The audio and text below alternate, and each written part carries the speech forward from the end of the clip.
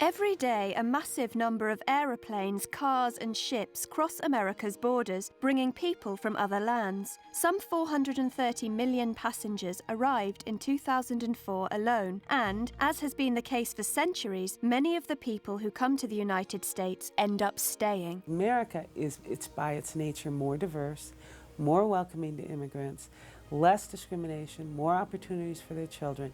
They choose to come here, and I think, not only have we by policy had more immigration, but by our very nature, we're more welcoming to people. Great waves of immigration have broken on American shores since the early part of the 19th century.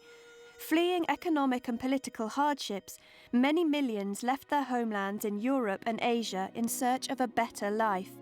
Europeans, including Irish, Germans, Italians and others, settled in the eastern half of the United States. Immigrants from Asia and from Mexico tended to settle in the west and southwest. During the period between 1892 to 1924, Ellis Island in New York Harbor opened its doors to some 17 million immigrants.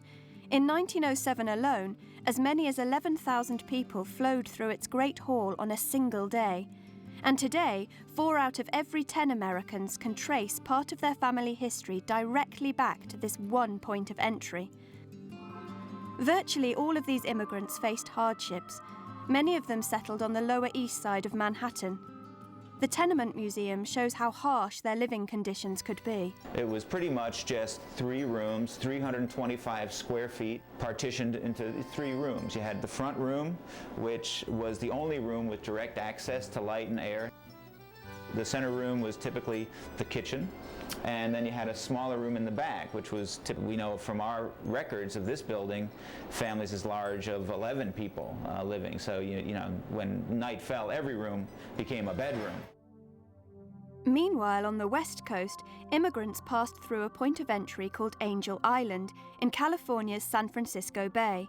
Here, they had to contend with immigration laws that were especially strict for Asians.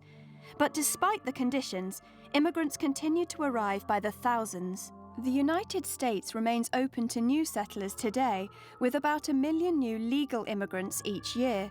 A large number of immigrants also enter the United States illegally.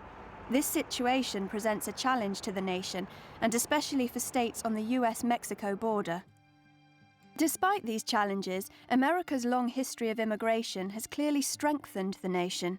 Foreign-born citizens have brought with them education, technical skills, a great desire to work and succeed, and personal connections to other countries. One reason the United States is such a dominant power in the world economy is that it has an ever-growing force of immigrant laborers and professionals. We're in much better position because we have maintained our immigration flows.